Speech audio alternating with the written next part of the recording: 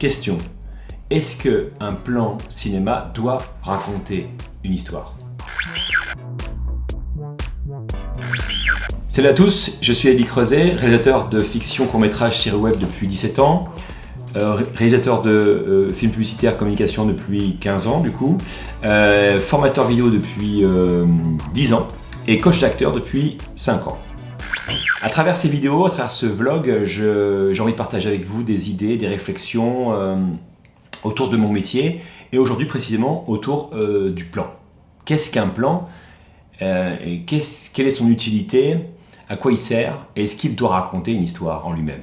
Un plan est au service du scénario et pour fabriquer un plan, il faut se poser les questions esthétiques, des questions techniques et des questions narratives.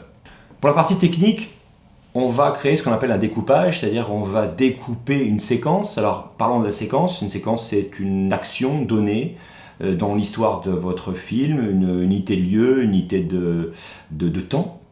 Et dans cette action donnée, dans cette séquence, il va y avoir différents plans pour dérouler et raconter l'histoire. Alors techniquement, on peut s'appuyer sur des règles qui existent, comme la règle des tiers, les règles de 180, les règles d'angle et autres. Pour pouvoir bien sûr maîtriser ces règles, il faut les comprendre. Et bien sûr, on peut y jouer avec. Et ça aussi, ça fait partie de la construction d'un plan et d'une narration. Par exemple, si vous prenez techniquement ces fameuses règles de la règle des tiers, on doit normalement respecter l'espace devant un regard. Je me place comme ça et je regardais comme ça dans cette direction un personnage qui me parle. Là, j'aurais créé la règle des tiers classique avec un peu d'air devant, sans rentrer dans les détails. Mais par exemple, si je place un personnage de l'autre côté, en borcade, très borcade, comme ça, par exemple, on va raconter une histoire. Donc c'est pour ça que c'est intéressant d'abord de connaître bien les règles, pourquoi on les utilise et à quoi elles servent, pour ensuite les détourner. Par exemple, dans la série La Servante écarlate avec Elisabeth Moss, où de temps en temps, souvent même, elle se retrouve dans des grandes pièces avec des décors type baroque ou avec des grosses sculptures, des gros meubles.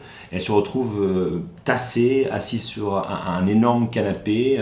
Donc elle est toute petite et en plus écrasée par l'espace. Et donc du cadre qui amplifie ce phénomène d'étouffement qui accumule évidemment des sensations désagréables pour ce personnage et du coup ressenti par le spectateur.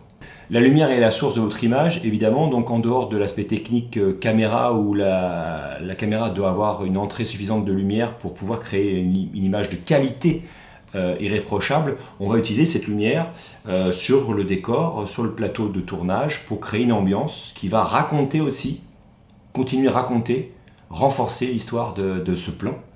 Si on prend l'exemple typique de l'interrogatoire de police, où on a une lumière très tranchée, très directive, qui va venir créer des ombres très marquées pour créer cette ambiance un peu dure d'interrogatoire avec un méchant et les policiers, bref. Ou alors tout le contraire, une lumière très douce, très diffusée, très enveloppante, qui va atténuer les ombres du personnage ou du décor. Un exemple typique, lorsque je suis en formation initiation vidéo, je dis toujours à mes stagiaires, on ne filme jamais en contre-jour. On va éviter ce genre de phénomène qui est la théorie de base, évidemment. Vous l'avez sûrement entendu si vous avez fait une formation vidéo dans une école ou autre. C'est une règle, mais qu'on va pouvoir détourner pour raconter une histoire. On va travailler en contre, comme on dit. On va à chaque fois mettre les personnages en contre-jour, mais de façon marquée et voulue, où on a quand même une découpe des personnages, évidemment, qu'on puisse voir évidemment les visages si on travaille avec les acteurs.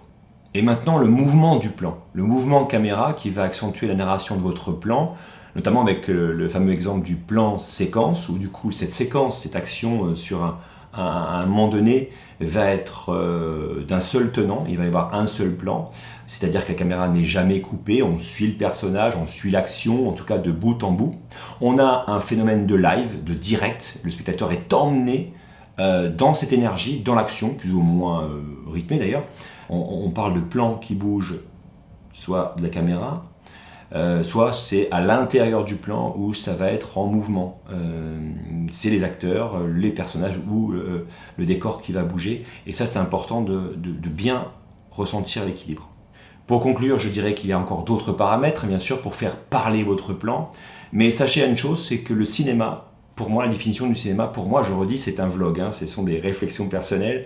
Le cinéma a une technique, une évolution de technique, tout le temps perpétuelle évolution, mais cette évolution de technique et cette technique est toujours au service de la dramaturgie, de la narration et de l'histoire. et pas l'inverse. Merci de m'avoir écouté, n'hésitez pas à mettre un pouce, de vous abonner, de cliquer sur la cloche si vous voulez être au courant de la prochaine vidéo que je mettrai en ligne. Salut!